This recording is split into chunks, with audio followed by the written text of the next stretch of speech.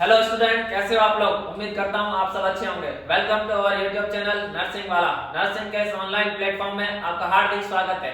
आज हम लेके आए आपके लिए एक और धमाकेदार टॉपिक, पीडियाट्रिक नर्सिंग से जुड़ा एन्यूरेसिस। बहुत ही इंपॉर्टेंट टर्म है एन्यूरेसिस। क्या होती है एन्यूरेसिस, कितने टाइप्स का होता है एन्यूरेसिस और क्या इसके कॉज रहते हैं और किस प्रकार से इसका मैनेजमेंट किया जाता है। तो दोस्तों आपको बता दूं कि एन्यूरेसिस होता क्या है। एन्यूरेसिस का मतलब है ब्लडर कंट्रोल के बाद बच्चे का बेड वेटिंग करना। क्या समझे? एन्यूरेसिस का मतलब क्या होगा? Bed wetting in a child after the age of establish of bladder control. मतलब ब्लडर कंट्रोल के एस्टैब्लिश होने के बाद बच्चे के द्वारा जो क्या करना, बेड वेटिंग करना, क्या कहलाएगा? एन्यूरेसिस कहलाएगा। अब आपके मन में क्वेश्चन आ रहा होगा, सर ब्लडर का कंट्रोल, हाँ बच्चे में जो कंप्लीट ब्लडर कंट्रोल है वो कब होता है? 5 साल की एज में, है ना। तो सबसे पहले अपन बात करें एन्यूरेसिस होता क्या है। एन्यूरेसिस का मतलब है bed waiting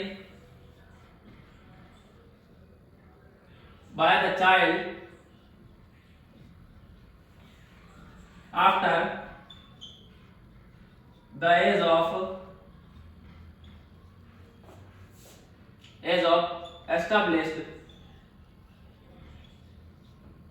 established bladder control। Bed enuresis अपन ने किसको बोला? बच्चे के ब्लडर कंट्रोल होने के बाद उसका जो है बिस्तर का गीला करना, बेड वेटिंग करना, क्या कहलाएगा? एन्यूरेसिस कहलाएगा। अब बच्चे के अंदर जो है वो कंप्लीट ब्लडर कंट्रोल कब होता है? तो complete bladder control in a child. तो दोस्तों हमेशा आपको ध्यान रखना है, जो कंप्लीट ब्लडर कंट्रोल है वो कब होगा? 5 साल की उम्र पर, है ना। Complete bladder control 5 years. जब बच्चा 5 साल तक का हो जाएगा तब उसमें जो क्या होगा, कंप्लीट ब्लडर कंट्रोल होना स्टार्ट हो जाएगा। और यदि आपको पूछे इनकम्प्लीट ब्लडर कंट्रोल, कई बार पूछा भी जाता है कंप्लीट ब्लडर कंट्रोल कब होता है, तो आपका आंसर रहेगा 5 ईयर। और अगर इनकम्प्लीट का पूछे इनकम्प्लीट ब्लडर कंट्रोल, तो जो आपका आंसर जाएगा इनकम्प्लीट ब्लडर कंट्रोल, तो आपका आंसर क्या रहेगा दोस्तों? आपका आंसर रहेगा 3 इयर्स। तो एन्यूरेसिस किसको बोला? एन्यूरेसिस का मतलब क्या हुआ? Bed wetting in a child after the age of established bladder control. मतलब ब्लडर कंट्रोल एस्टैब्लिश्ड होने के बाद बच्चे के द्वारा जो क्या करना, बिस्तर का गीला करना, क्या कहलाता है? एन्यूरेसिस। अब बच्चों के अंदर जो अपन ब्लडर कंट्रोल की बात करें तो बच्चे के अंदर कंप्लीट ब्लडर कंट्रोल कब हो जाता है? 5 साल की उम्र में। और जो इनकम्प्लीट ब्लडर कंट्रोल है वो 3 साल की उम्र में। अब अपन नेक्स्ट बात करते हैं जो एन्यूरेसिस के टाइप्स कितने होते हैं अकॉर्डिंग टू टाइम। टाइम के अकॉर्डिंग एन्यूरेसिस को किस प्रकार से बांटा गया है उसकी बात करते हैं।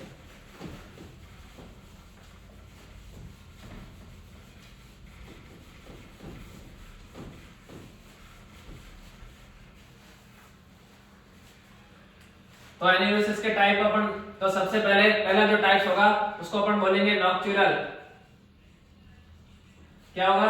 वन ऑफ नॉक्चुरल, सेकंड डाययूरेनल और थर्ड वन मिक्स्ड। कौन कौन से हो गए? नॉक्चुरल, डाययूरेनल और मिक्स्ड टाइप के। अब नॉक्चुरल अपन किसको बोलेंगे? नॉक्चुरल के अंदर क्या होगा, जो बेड वेटिंग होगी वो किस टाइम होगी? नाइट टाइम में। तो नॉक्चुरल अपन किसको बोलेंगे? Bed wetting in the night time. Nocturnal में जो रात के समय अगर बच्चा बेड गीला करता है तो उसको क्या बोलेंगे? नॉक्चुरल। बहुत इंपॉर्टेंट टर्म है, इसको कई बार एग्जाम में पूछा जा चुका है, इसलिए हमेशा आपको याद रखना, इंपॉर्टेंट एमसीक्यूज है। नॉक्चुरल, नाइट टाइम में बेड वेटिंग करना, क्या कहलाएगा? नॉक्चुरल।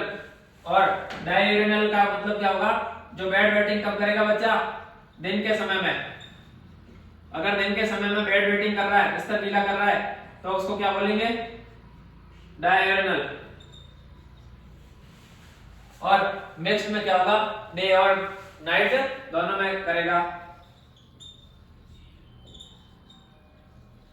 जो बच्चा है दिन में भी बेड गीला करता है यूरिन से और नाइट में भी जो बिस्तर खराब करता है, उसको अपन क्या बोलेंगे? Mixed enuresis. तो एन्यूरेसिस के टाइप क्या हो गए? अकॉर्डिंग टू टाइम के अनुसार। यदि दिन में गीला करता है तो डायरेनल और नाइट टाइम में अगर बिस्तर गीला करता है तो नॉक्चुरल।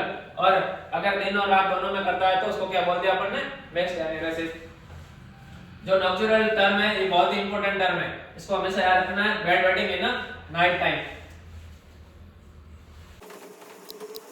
अभी अपन ने बात की अकॉर्डिंग टू टाइम जो एन्यूरेसिस के टाइप होते हैं। अब अपन बात करते हैं ब्लडर कंट्रोल के अनुसार इसको कितने भागों में बांटा गया है। तो ब्लडर कंट्रोल के हिसाब से इसको दो टाइप में बांटा गया है, प्राइमरी और सेकेंडरी। प्राइमरी और सेकेंडरी। प्राइमरी के अंदर क्या होगा, जो बच्चे का, मैंने आपको बोला बच्चे का जो कंप्लीट ब्लडर कंट्रोल कब हो जाता है, 5 साल की उम्र में। तो प्राइमरी के अंदर क्या होगा, never established bladder control after the age of 5 year. मतलब जो 5 साल की उम्र के बाद में भी बच्चे के अंदर जो ब्लडर कंट्रोल नहीं होगा तो उसको अपन क्या बोलेंगे, प्राइमरी एन्यूरेसिस। इसके अंदर क्या होगा, never bladder control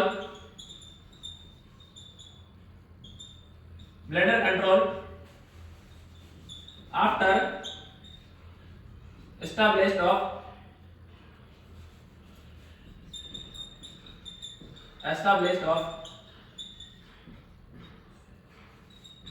age of 5 year. Primary के अंदर क्या होगा, जो ब्लडर कंट्रोल 5 साल की उम्र एस्टैब्लिश होने के बाद भी, 5 साल का बच्चा हो गया उसके बाद में भी जो ब्लडर कंट्रोल नहीं हो रहा है उसको अपन ने क्या बोल दिया, प्राइमरी। और सेकेंडरी कब बोलेंगे, मतलब recurrence of bed waiting after 5 years.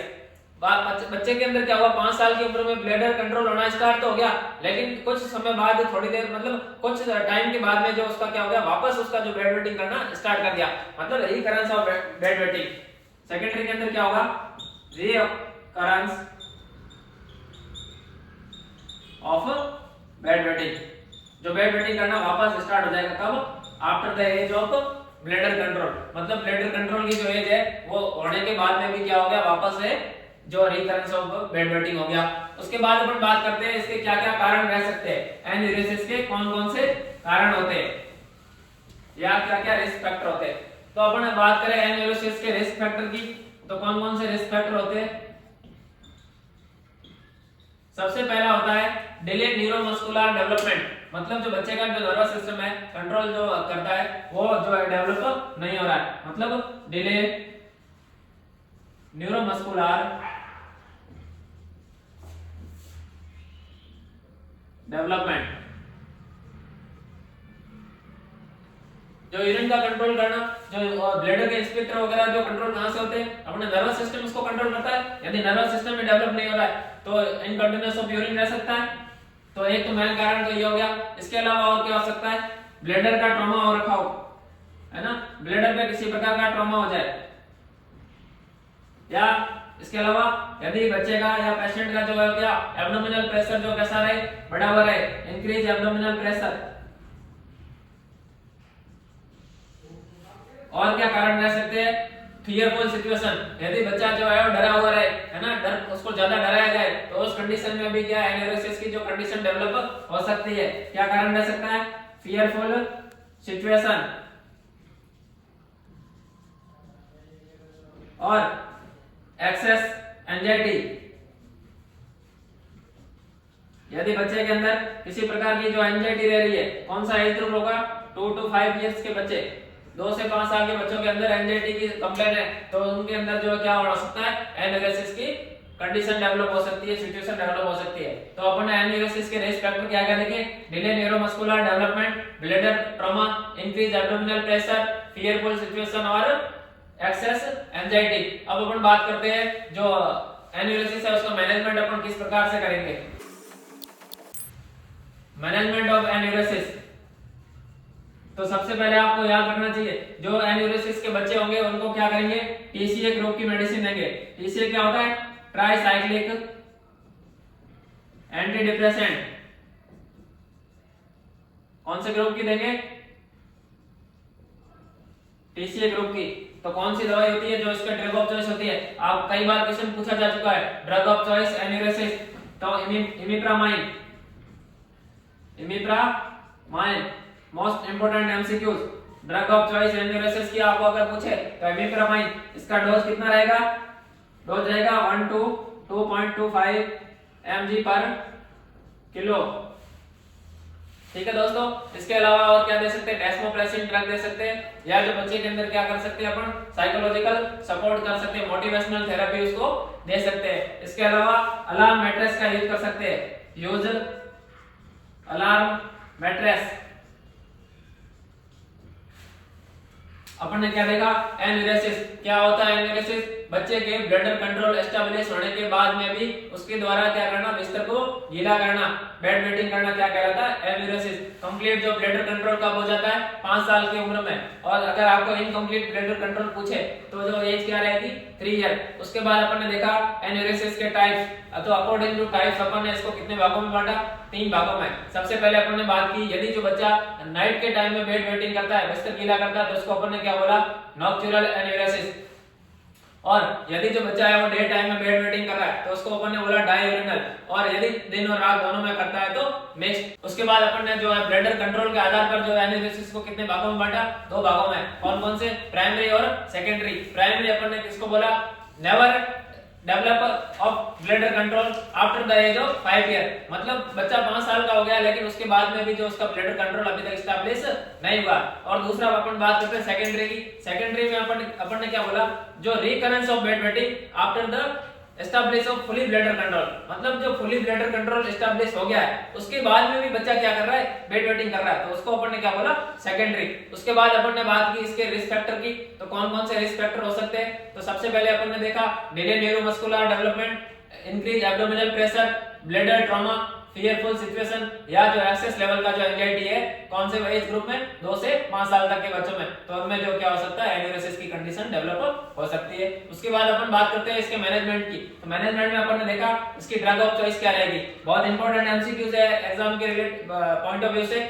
जो इसका ड्रग ऑफ चॉइस रहेगा इमिप्रामाइड, जिसकी डोज कितनी रहती है, 1 to 2.5 mg पर किलोग्राम। कौन से ग्रुप की ड्रग है ये, टीसीए ग्रुप की, ट्राइसाइक्लिक एंटी डिप्रेसेंट। इसके अलावा अपन क्या कर सकते हैं, मोटिवेशनल थेरेपी उसको दे सकते हैं, या जो अलार्म मैट्रेस का अपन यूज कर सकते हैं।